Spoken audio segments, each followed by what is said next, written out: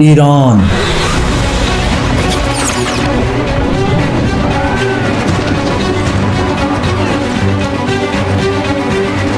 دنیا میں ہزاروں سلطنتیں آئیں اور وقت کے ساتھ ختم ہو۔ ہخامنشیوں سے لے کر ساسانیوں، منگولوں اور تیمور تک سب نے ایران کو بدلا۔ برطانیہ اور امریکہ جیسی جدید طاقتیں بھی اس پر اثر انداز ہوئیں، مگر حیرت یہ ہے کہ ایران اپنی شناخت کے ساتھ آج بھی قائم ہے۔ آخر وہ کون سا راز ہے جو ایران کو تاریخ کے طوفانوں میں بھی زندہ رکھتا ہے؟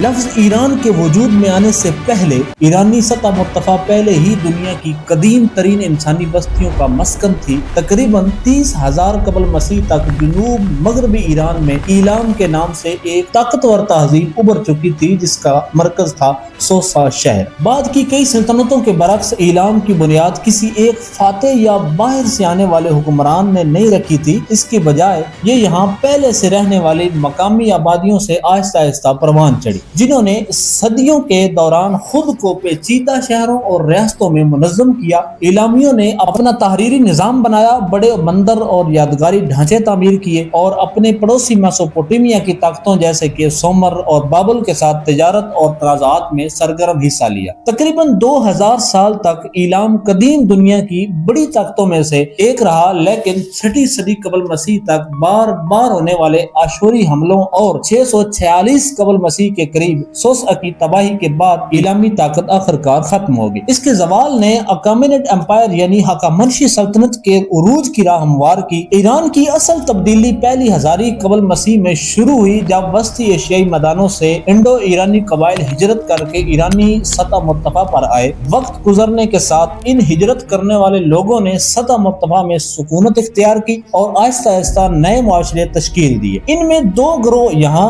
ایسے تھے جو خطے کے مستقبل کی تشکیل کرنے والے تھے، میڈس اور پارس، جنہیں پرشین کہا جاتا ہے۔ میڈس پہلے تھے جنہوں نے 7ویں صدی قبل مسیح میں ایک بڑی ایرانی مملکت قائم کی جسے میڈین بادشاہت کہا جاتا ہے، جس نے مختلف قبائل کو ایک مرکزی اتھارٹی کے تحت متحد کیا۔ لیکن یہ ان کے جنوبی پڑوسی پارسی تھے جنہوں نے دنیا کی اب تک کی عظیم ترین سلطنتوں میں سے ایک قائم کی۔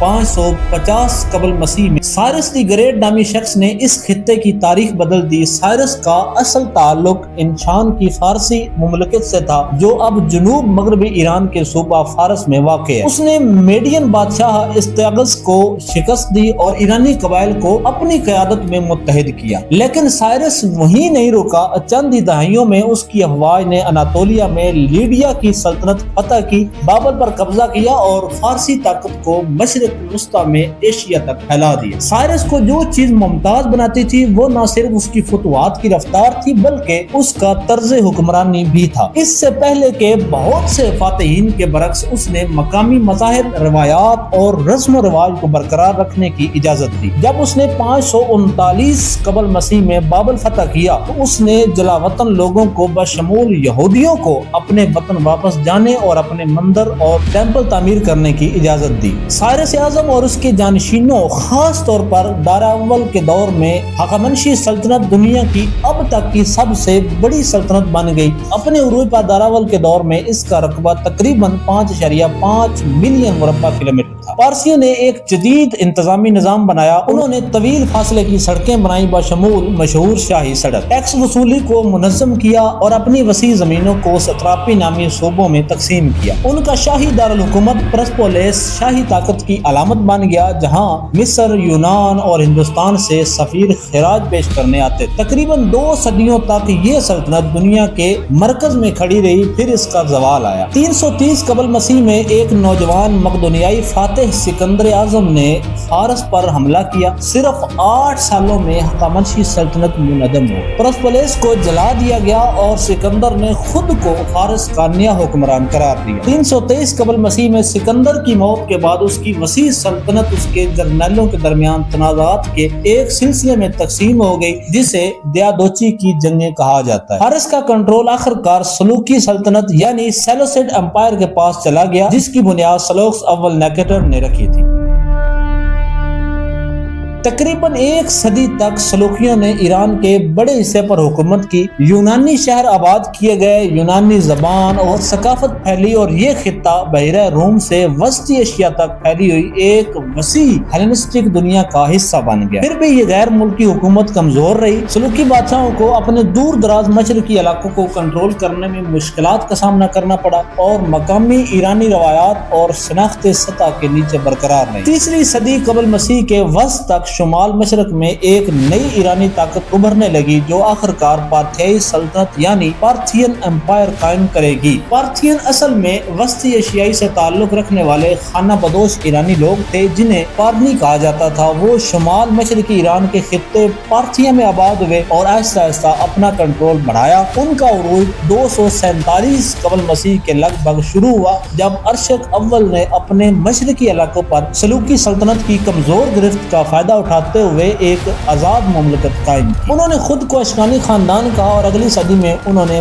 پورے ایرانی سطح مرتفع اور میسوپوٹیمیا پر کنٹرول حاصل کرنے کے لیے توسیع کی۔ پارتھیائی سلطنت صدیوں تک روم کی مشرقی حریف رہی۔ انہوں نے رومی توسیع کو روکا اور اہم تجارتی راستوں پر کنٹرول برقرار رکھا، بشمول اس کے جسے بعد میں سلک روڈ یعنی شاہراہ ریشم کہا گیا۔ پارتھیائی دور حکومت غیر مرکزی تھا جو اشرافیہ خاندانوں اور علاقائی خود مختاری پر منحصر تھا۔ اس نے ایرانی روایات کو محفوظ رکھا جبکہ مشرق اور مغرب دونوں کے اثرات کو بھی جذب کیا۔ پھر 224 عیسوی میں ایک اور تبدیلی آئی۔ ایک فارسی رئیس اردشیر نے ارطبانوس چہارم کا تختہ الٹ دیا اور ساسانی سلطنت یعنی ساسانین امپائر کی بنیاد رکھی۔ ساسانیوں کے تحت ایران ایک بار پھر ایک انتہائی مرکزی اور طاقتور ریاست بن گیا۔ زرتشت پرستی کو سرکاری مذہب کے طور پر قائم کیا گیا اور فارسی آرٹ، فن تعمیر اور علم و دانش کو فروغ ملا۔ ساسانیوں نے رومی اور بعد میں بازنطینی سلطنتوں کے خلاف طویل اور تھکا دینے والی جنگیں لڑی۔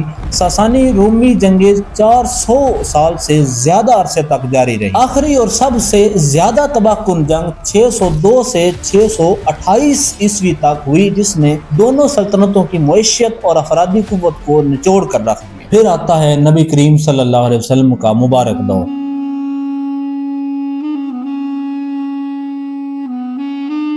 جب عرب کی سرزمین سے ایک نئی اور طاقتور قوت ابھر رہی تھی، نبی کریم صلی اللہ علیہ وسلم نے اسلام کا پیغام دنیا کے مختلف حکمرانوں تک پہنچانے کے لیے خطوط ارسال کیے۔ انہی میں ایک خط ایران کے ساسانی بادشاہ خسرو پرویز کے نام بھی بھیجا گیا، مگر اس نے نہ صرف اس دعوت کو قبول نہ کیا بلکہ غرور میں آ کر اس خط کو پھاڑ دیا۔ روایت کے مطابق جب یہ خبر نبی کریم صلی اللہ علیہ وسلم تک پہنچی تو آپ صلی اللہ علیہ وسلم نے فرمایا کہ اللہ اس کی سلطنت کو بھی ٹکڑے ٹکڑے کر دے گا۔ کچھ ہی عرصہ بعد تاریخ نے یہی منظر سچ کر دکھایا۔ خسرو پرویز اپنے ہی بیٹے کے ہاتھوں قتل ہوا اور ساسانی سلطنت اندرونی انتشار کا شکار ہو گئی۔ پھر خلافت راشدہ کے دور میں خاص طور پر حضرت عمر بن خطاب رضی اللہ عنہ کے زمانے خلافت میں مسلم افواج نے ایران کی طرف پیش قدمی کی۔ 630 عیسوی کی دہائی میں مسلمانوں اور ساسانی افواج کے درمیان کئی بڑی جنگیں ہوئی جن میں قادسیہ اور نہاوند کی جنگیں فیصلہ کن ثابت ہوئی۔ ان مارکوں میں فارسی فوج کو شکست ہوئی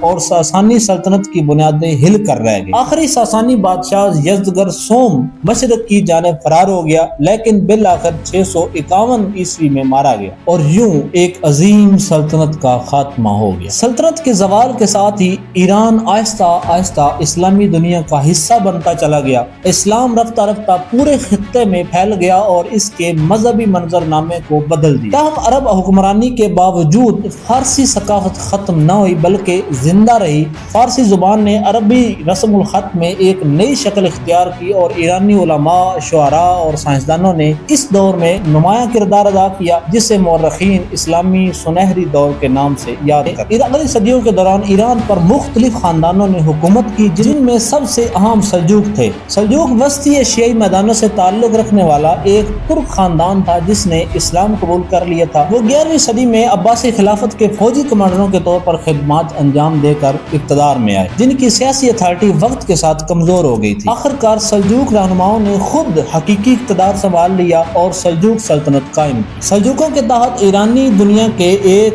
بڑے حصے نے صدیوں کی تقسیم کے بعد نئی سیاسی استحکام کا تجربہ کیا۔ اگرچہ حکمران اشرافیہ ترک تھی، لیکن انہوں نے فارسی ثقافت اور طرز حکمرانی کے بہت سے پہلوؤں کو اپنا لیا۔ فارسی ان سلطنتوں میں انتظامیہ، ادب اور علم کی زبان بن گئی، لیکن تاریخ ہمیشہ ایک جیسی نہیں رہتی اور پھر افق مشرق سے ایک ایسی قوم نمودار ہوئی جس نے دنیا کے نقشے کو ہلا کر رکھ دی۔ یہ وہ لوگ تھے جن کے بارے میں نبی کریم صلی اللہ علیہ وسلم نے صدیوں پہلے خبردار فرمایا تھا، ایک ایسی قوم آئے گی جن کے چہرے چپٹے ہوں گے، آنکھیں تنگ ہوں گی اور چہرے ایسے ہوں گے جیسے ڈھال پر چمڑا چڑھا ہو۔ آپ صلی اللہ علیہ وسلم نے یہ بھی فرمایا کہ جب ان سے تمہارا سامنا ہو تو احتیاط اختیار کرنا۔ یہی وہ لمحہ تھا جب منگول ایک طوفان کی طرح تاریخ کے میدان میں داخل ہوئے۔ 13ویں صدی کے اوائل میں مشرق سے اٹھنے والی یہ طاقت 1220 عیسوی کی دہائی میں وسطی ایشیا کو روندتی ہوئی ایران میں داخل ہوئی۔ ان کی یلغار اتنی تیز اور خوفناک تھی کہ بڑے بڑے شہر ملبے کا ڈھیر بن گئے، بستیاں اجڑ گئیں اور لاکھوں انسان لقمہ اجل بن گئے۔ ایسا لگتا تھا جیسے ہر چیز ختم ہو جائے گی، لیکن حیران کن طور پر یہ تباہی بھی ایران کی روح کو مکمل طور پر نہ توڑ سکی۔ 13ویں صدی عیسوی کے وسط تک ہلاکو خان نے ایران میں ایک نئی حکومت قائم کی جسے الخانی سلطنت کہا جاتا ہے۔ ابتدا میں یہ فاتح تھے، مگر وقت کے ساتھ یہی حکمران اسی زمین کے رنگ میں رنگنے لگے۔ آہستہ آہستہ انہوں نے مقامی روایات کو اپنایا، فارسی نظام حکومت کو اختیار کیا اور علم و فن کی سرپرستی شروع کی۔ بہت سے منگول حکمرانوں نے اسلام قبول کر لیا۔ سب سے پہلے تقدار نے اسلام قبول کیا، مگر اصل موڑ 1295 عیسوی میں آیا جب غازان خان نے اسلام کو نہ صرف قبول کیا بلکہ اسے الخانی سلطنت کا سرکاری مذہب قرار دے دی۔ وہی منگول جو کبھی تباہی کی علامت تھے، ایران کی اسلامی اور فارسی شناخت کا حصہ بنتے چلے گئے، اور تاریخ نے ایک بار پھر ثابت کیا کہ تہذیبیں صرف تلوار سے ختم نہیں ہیں۔ 1335 عیسوی میں ابو سعید بہادر خان کی وفات کے ساتھ ہی الخانی سلطنت کا شیرازہ بکھرنا شروع ہو گیا۔ ایک مضبوط جانشین نہ ہونے کے باعث منگول کمانڈروں اور مقامی خاندانوں کے درمیان اقتدار کی جنگ چھڑ گئی۔ نتیجتاً ایران ایک بار پھر ٹکڑوں میں بٹ گیا، جہاں جلائر، مظفری اور دیگر علاقائی طاقتیں اپنے اپنے حصوں پر حکمرانی کرنے لگیں۔ کئی دہائیوں تک کوئی ایسی قوت سامنے نہ آ سکی جو پورے ایرانی سطح مرتفع کو دوبارہ متحد کر پاتی، لیکن تاریخ کا پہیہ ایک بار پھر گھوما اور وسطی ایشیائی سے ایک نیا فاتح ابھرا، تیمور۔ تیمور نے اس وقت سر اٹھایا جب منگول چغتائی خانت ٹوٹ پھوٹ کا شکار ہو چکی تھی اور ہر طرف انتشار پھیلا ہوا۔ وہ ایک غیر معمولی فوجی کمانڈر تھا جس نے حکمت عملی، اتحادوں اور مسلسل جنگی مہمات کے ذریعے اپنے تمام حریفوں کو ایک ایک کر کے شکست دی۔ بالآخر اس نے ایک وسیع سلطنت قائم کی جسے تیموری سلطنت کہا جاتا۔ اگرچہ اس کی فتوحات خون ریز تھیں اور ایران کے کئی شہر اس کی یلغار میں شدید تباہی کا شکار ہوئے، مگر اسی دور نے بعد میں ایک حیرت انگیز ثقافتی عروج بھی دیکھا۔ تیمور اور اس کے جانشینوں نے فارسی علماء، معماروں اور فنکاروں کی بھرپور سرپرستی کی۔ سمرقند اور ہرات جیسے شہر علم، ادب، فن تعمیر اور سائنس کے عظیم مراکز بن کر ابھرے۔ تاہم یہ عروج زیادہ تر قائم نہ رہ سکا۔ 15ویں صدی میں تیموری سلطنت آہستہ آہستہ کمزور پڑنے لگی، کیونکہ اندرونی اختلافات اور حریف گروہوں کی لڑائیوں نے اسے کھوکھلا کر دیا۔ ایک بار پھر ایران چھوٹی چھوٹی ریاستوں میں تقسیم ہو گیا، جہاں مختلف خاندان اور قبائلی اتحاد اپنی حکمرانی قائم کرنے لگے۔ سیاسی عدم استحکام نے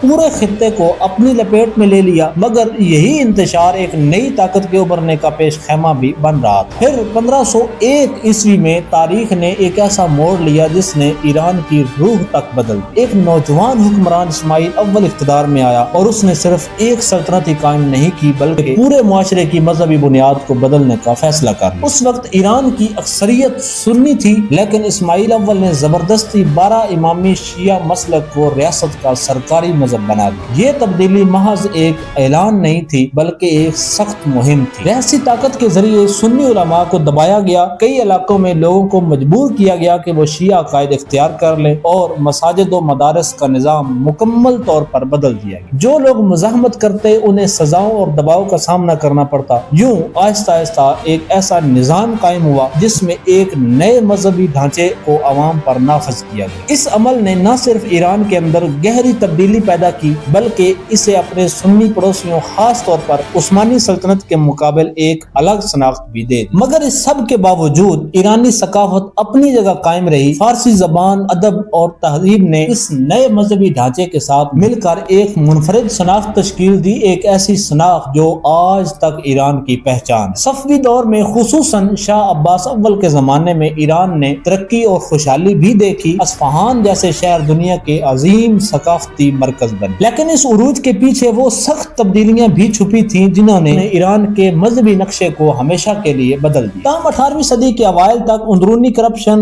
معاشی مشکلات اور بیرونی دباؤ کی وجہ سے صفوی طاقت زوال کا شکار ہونے لگی۔ یہ زوال آخر کار حملوں اور سیاسی انتشار کا باعث بنا۔ ایک مختصر لمحے کے لیے فوجی ذہانت کے حامل نادر شاہ نے 18ویں صدی کے وسط میں ایرانی طاقت کو بحال کیا، یہاں تک کہ ہندوستان میں ایک مشہور مہم چلائی اور دہلی کی دولت پر قبضہ کر لیا، لیکن اس کی سلطنت اس کی موت کے فوراً بعد منہدم ہو گئی۔ 18ویں صدی کے آخر میں قاجار خاندان یعنی قاجار ڈائنسٹی اقتدار میں آیا اور ایران میں ایک نئی بادشاہت قائم کی۔ تاہم اس وقت تک طاقتور یورپی سلطنتیں پورے ایشیا میں اپنا اثر و رسوخ بڑھا رہی تھی۔ روسی سلطنت نے جنوب کی طرف دباؤ بڑھانا شروع کیا اور قفقاز کے علاقوں پر قبضہ کر لیا، جبکہ برطانیہ نے ہندوستان میں اپنے نو آبادیاتی مفادات کے تحفظ کے لیے جنوبی ایران پر تسلط حاصل کرنے کی کوشش کی۔ اگرچہ ایران کبھی باضابطہ طور پر نو آبادی نہیں بنا، لیکن وہ تیزی سے ان مسابقتی طاقتوں کے درمیان پھنس گیا۔ غیر ملکی رعایتوں، سیاسی دباؤ اور معاشی استحصال نے ریاست کو کمزور کر دیا۔ 20ویں صدی کے اوائل تک تیل کی دریافت نے غیر ملکی مداخلت کو مزید تیز کر دیا، جس کی وجہ سے عوامی بغاوت شروع ہوئی۔ غیر ملکی مداخلت کے خلاف رد عمل نے بالآخر 1906 عیسوی میں ایک بڑے انقلاب کو جنم دیا جسے فارسی آئینی انقلاب کہا جاتا ہے۔ عوام نے شاہ کو مجبور کیا کہ وہ آئین دے اور ایک قومی پارلیمنٹ قائم کرے۔ ایران کی تاریخ میں پہلی بار مطلق العنان بادشاہت کے بجائے قانون کی حکمرانی کی امید جاگی، مگر یہ خواب زیادہ دیر قائم نہ رہ سکا۔ برطانیہ اور روس جیسی طاقتیں ایک مضبوط اور خود مختار ایران سے خوفزدہ تھی، چنانچہ ان کی پشت پناہی سے شاہ نے اس تحریک کو دبا دیا اور ملک دوبارہ عدم استحکام کا شکار ہو گیا۔ یہی بے یقینی 1925 تک جاری رہی، یہاں تک کہ ایک سابق فوجی افسر رضا شاہ پہلوی نے اقتدار سنبھالا اور پہلوی خاندان کی بنیاد رکھی۔ اس نے ایران کو جدید بنانے کا بیڑا اٹھایا، ریلوے لائنیں بچھائیں، فوج مضبوط ہوئی، تعلیمی ادارے قائم ہوئے اور 1935 میں ملک کا نام باضابطہ طور پر ایران رکھ دیا گیا۔ مگر دوسری جنگ عظیم نے سب کچھ بدل دیا۔ رضا شاہ پہلوی نے عالمی طاقتوں کے درمیان توازن رکھنے کی کوشش کی، لیکن نازی جرمنی کی طرف جھکاؤ اس پر بھاری پڑ گیا۔ 1941 عیسوی میں برطانیہ اور سوویت یونین نے ایران پر قبضہ کر لیا، اسے اقتدار چھوڑنے پر مجبور کیا اور اس کے بیٹے محمد رضا پہلوی کو تخت پر بٹھا دیا۔ نئے شاہ کے دور میں 1951 میں ایک کرشماتی رہنما محمد مصدق وزیر اعظم بنے۔ انہوں نے ایران کی تیل کی صنعت کو قومیہ لیا جو پہلے برطانوی کنٹرول میں تھی۔ اس اقدام نے مغربی طاقتوں کو ہلا کر رکھ دی۔ بالآخر 1953 میں CIA اور برطانوی انٹیلیجنس نے آپریشن ایجیکس کے ذریعے مصدق کی حکومت کا تختہ الٹ دیا اور شاہ کو دوبارہ مضبوط کر دیا۔ اس کے بعد محمد رضا پہلوی نے زیادہ طاقت کے ساتھ حکومت کی۔ امریکہ کی حمایت سے اس نے ایران کو خطے میں ایک اہم اتحادی بنا دیا، مگر ساتھ ہی اس نے ساواک جیسی خفیہ پولیس کے ذریعے مخالفین کو دبایا اور سفید انقلاب کے نام پر اصلاحات شروع کی۔ اگرچہ اس سے ترقی ہوئی، مگر عدم مساوات بھی بڑی اور عوام میں غصہ پیدا ہونے لگا۔ یہی غصہ آخرکار انقلاب میں بدل گیا جس کی قیادت آیت اللہ خامنئی نے کی۔ جلا وطنی کے باوجود ان کا پیغام ملک میں پھیلتا رہا اور 1979 میں عوامی بغاوت نے شاہی نظام کا خاتمہ کر دیا۔ محمد رضا پہلوی ملک چھوڑ گئے اور اپریل 1979 میں اسلامی جمہوریہ ایران قائم ہو۔ انقلاب کے بعد ایران کی پالیسی یکسر بدل گئی، نہ مشرق نہ مغرب کا نعرہ سامنے آیا اور امریکہ کے ساتھ تعلقات شدید کشیدہ ہو۔ 1980 میں صدام حسین نے ایران پر حملہ کیا، جس سے ایران عراق جنگ شروع ہوئی جو 8 سال تک جاری رہی۔ اس تنازع نے بڑے پیمانے پر جانی اور مالی نقصان پہنچایا اور 1988 میں یہ جنگ کسی بڑی علاقائی تبدیلی کے بغیر ختم ہو۔ 1999 میں آیت اللہ خمینی کی وفات کے بعد قیادت علی خامنئی کے پاس آئی۔ ان کے دور میں ایران نے مغرب کے بارے میں ایک محتاط مگر اکثر کشیدہ رویہ برقرار رکھا۔ خطے میں امریکی اثر و رسوخ کی مخالفت کے ساتھ ساتھ ایران نے بعض مواقع پر محدود سفارتی راستے بھی اختیار کی۔ اس کی ایک اہم مثال ایران ایٹمی معاہدہ تھا، جس کا مقصد ایران کے جوہری پروگرام پر پابندیوں کے بدلے اقتصادی پابندیوں میں نرمی حاصل کرنا تھا۔ تاہم کشیدگی برقرار رہی، خاص طور پر 2018 میں امریکہ کے اس معاہدے سے دستبردار ہونے کے بعد۔ 2020 کی دہائی کے وسط تک ایران اور امریکہ کے تعلقات بدستور کشیدہ رہے، جن میں وقتاً فوقتاً بحران اور محدود سفارتی رابطے دیکھے گئے۔ 2025 کے آخر میں دونوں ممالک کے درمیان مذاکرات بھی ہوئے، لیکن 2026 میں علی خامنئی کی وفات کے بعد صورتحال ایک بار پھر سنگین ہوئی۔